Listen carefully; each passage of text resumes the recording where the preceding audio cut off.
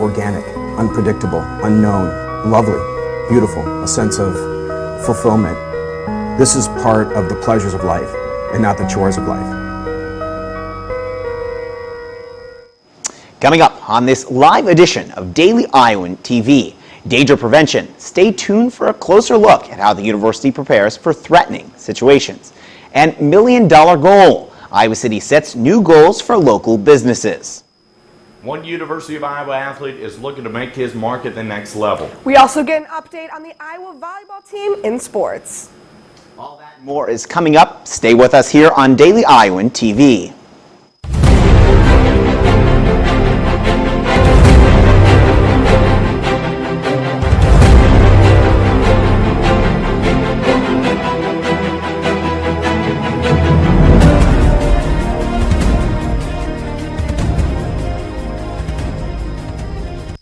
Good morning and thanks for joining us. I'm Bradley Martin.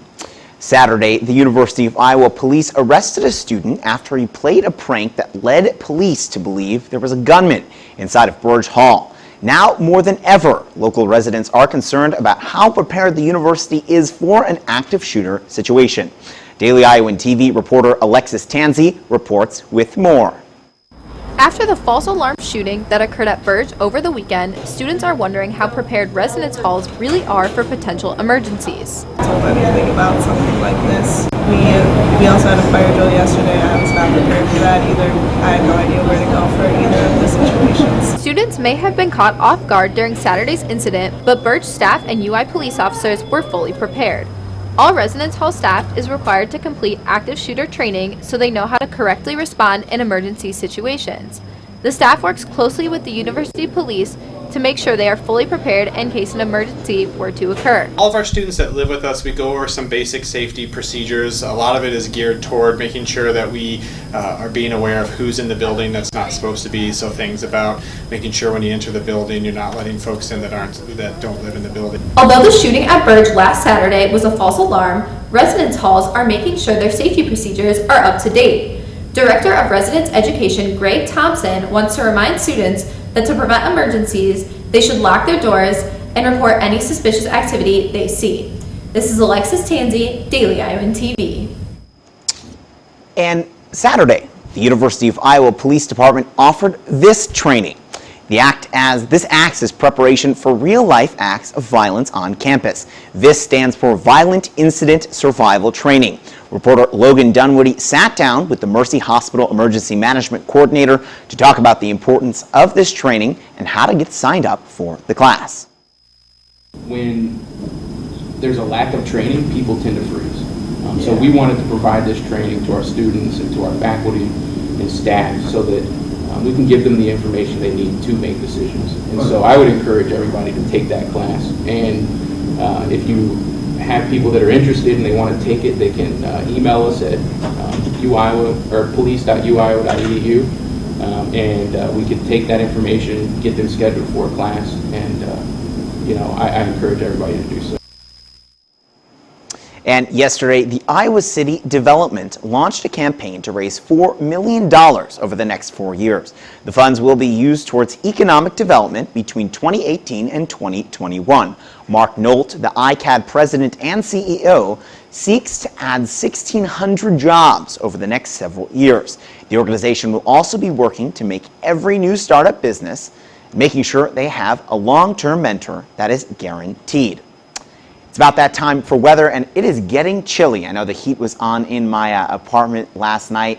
Zhao Li has more for us, telling us if it's going to stay in the area. Zhao? Thanks, Bradley. You're right. The cold will continue, and in fact, a much stronger cold front will arrive tonight and bring a much cooler air for the rest of the week. Now, going back to this Wednesday afternoon, we can expect 71 degrees with cloudy skies, and moving into the night, the temps will drop down to 46 degrees. For Thursday morning, we'll struggle to warm it up as the highs only reach low 60s. Now, taking a look at our 6 days extended forecast. Friday, we see similar temperatures with a high of 59 and low of 44 degrees. Saturday to next Monday, we can expect to see the sun again with temperatures stay in the high 60s. That's all I have for you here at the Weather Studio. Now back to you, Bradley. Thanks, Zhao. Sounds like an exciting week. Well, our boys are back in Kinnick Stadium. It is so exciting to have the Hawkeyes back battling Wisconsin. I'm sure our sports folks will have a great update. I'll certainly be at the game. I'm sure Zach and Olivia will be joining me. Tell us more, guys. What can we expect this Saturday? That's right, Bradley. The Hawkeyes are finally back in Kinnick after 2 away games. That's right. It's exciting to get back in there and get back ready for football here in the fall. Things seem to be turning around for the Iowa football team as they are upon their 4th Big Ten game of the season. And the Hawkeyes are looking to keep it rolling 1 week at a time. Taylor Brooks is standing by with our weekly Iowa football coverage. The race in the Big Ten West is on as we enter Week 8 of college football. Nebraska leads the division at 2-0, and then right behind them is Iowa at 2-1. And then there's Wisconsin, who has yet to play a division game. But that will all change once they enter Kinnick Stadium on Saturday. This game could determine who goes to that Big Ten championship in Indianapolis at the end of the season. But to Iowa, they are just focusing on this game instead of the future.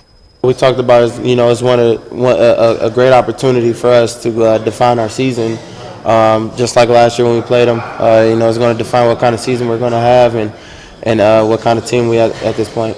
If you can't get yourself excited for a game like this, number 10 team coming into Kinnick, then what are you playing football for? This is the stuff that you live for. This is why you work so hard all in the off seasons for a chance like this. As our season goes on, every game is very important, and guys know, last year we went there and we won, and they're gonna be gunning for us, and we know that's gonna be coming, but we're gonna be ready for the task. Coach Ferentz talked about it on Sunday, but right now it's just another game to us, and we're preparing to go in there with the fight and try to win in it. At this point, we're not really focused on the future. We're worried about the game, the game ahead, and we're not really focused on a few games down the line. We're really focused on Wisconsin, taking it one game at a time. At this point right now, only thing that matters is this game this Saturday.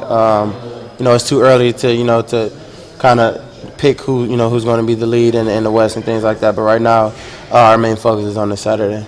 Iowa will defend their 3rd trophy of the season. Reporting with the Hawkeyes outside the football facility, this has been Taylor Brooks for Daily Iowan TV Sports.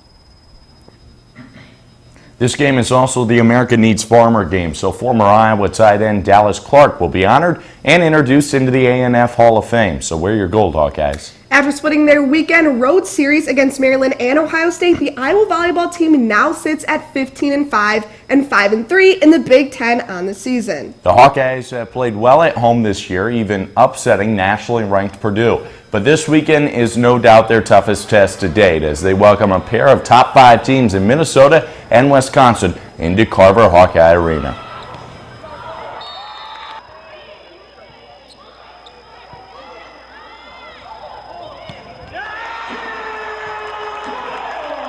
I think we just need to, be consistent on our side. I think, we don't need to play a perfect game. No one needs to have a stellar performance, but I think that each one of us needs to do our job on the court, whether that's, taking care of the ball on our side, taking care of small balls, or, keeping tempo on our offense or tooling line. I think everyone just needs to do a good job of taking care of what they need to take care of. Now the Hawkeyes will look to pull off 2 huge upsets this weekend against that Minnesota team on Friday at 7 p.m. and then again on Saturday against Wisconsin at 7 p.m. We'll have full coverage from those games next week. 2 years ago, former Iowa pitcher Blake Hickman decided to forgo his final season on the baseball team and pursue his dream of becoming a Major League Baseball player. Hickman is back in Iowa City finishing up his degree during the offseason, and Eric Erickson was able to sit down and catch up with the 2015 All-American. Just under a year and a half ago, Blake Hickman was anxiously listening for his name to be called during the 2015 MLB draft. 7th round comes about, and I get a text from one of my buddies asking me, hey man, when are you going to go in the draft, this and that, because everybody was wondering. I mean, I was wondering too. But I got a tweet from one of the MLB draft tracking pages saying I got picked up by the White Sox, and it was just so funny that, I'm from the South Side, and they've been my favorite team ever since I started baseball. So far, Hickman's journey in the White Sox organization has been far from easy. Everything happened at the end of my junior year. Kind of elbow blew up on me, and went down to Arizona after the draft. Tried throwing a little bit. It was still giving me problems. So now that I have have this surgery, and then also like the numbers are increasing with Tommy John surgeries, this is always going to be with me. Devin Pickett is a longtime friend and former teammate on the Iowa baseball team. There was times where it's probably, down, 4 months in, 5 months in, but I wasn't worried about him at all. I knew he would be fine. I knew he was going to be willing to do whatever it took to get back, to where he needs to get to. I can either cry about it, be upset, or I can just go get better. This past summer, Hickman was finally able to make his return to the mound and begin his rehab assignment. Get some good work in, start throwing and everything, and hopefully by mid-February I get the call for spring training, get down there early so I can start working, throwing off the mound again, so I'll be ready when games start. Reporting for baseball, this is Aaron Erickson, Daily Iowan TV Sports. Tomorrow we'll go ahead and check in with the Iowa rowing team as they head to the East Coast this weekend. Bradley, back to you. Thanks, guys. Seems like an exciting week in Hawkeye sports. Moving forward, global health is a major topic of conversation since the Zika virus affected the Rio Olympics this past summer. The University of Iowa has offered a minor and certificate that studies such diseases for over 25 years now. But now, there's an undergraduate major called Global Health Studies that's offered beginning this fall. Ethan Gustine has this story. While there may be a new major at the University of Iowa, the word spreading on its existence is a work in progress. I'm standing right outside Schaefer Hall, the headquarters for the new Global Health Studies major. For many people on campus here, even a month into the school year, this major is still a virtual unknown. Have you heard of the new Global Health Studies major? I have not. No, I haven't. I have not. No, I've yet to hear about it. Global Health Studies may not be a household major, but its significance shouldn't be lessened. Zika, Ebola, it's almost a weekly occurrence that something comes from somewhere else. With Global Health Studies becoming a major this fall, Professor Christopher Squire feels the presence among students involved with the program was and continues to be strong. So, there's lots of student interest, but we've had a program in Global Health Studies for over 25 years. This is probably one of the oldest in the country. Global Health Studies Professor Mariola Espinoza is optimistic of the major's future. Well, I hope the major continues to attract high-achieving students. Our students tend to be really ambitious, and I'm hopeful, and I think the future of the program is going to be great. The enrollment for this major may be slow, but the future is bright for the program. Ethan Gutstein, Daily Iowan TV. And a documentary maker by the name of Doug Kersey was denied permission to use footage from a 2008 flood for an upcoming project. The footage belongs to the University of Iowa. Although the footage is considered to be public record, the university claims that federal copyright laws override public record. Yesterday, Dance Marathon and the Campus Activities Board partnered together to make a trick-or-treat event. They filled trick-or-treat bags for kids in the hospital. Fill it with candy, glow sticks, all kinds of cool stuff. This is the first time that an event has been put on like this. Emma Geary, the novelty director of CAB, hopes that this event encourages students to get involved and do it for the kids. The candy bags are expected to be delivered to the kids next week. And just like that, that's all we have for you on this morning edition of Daily Iowan TV. Be sure to check us online for full coverage Monday through Friday. Get that at dailyiowan.com. For Daily Iowan TV, I'm Bradley Martin. Have a great day, Iowa City, and we'll see you back here tomorrow morning.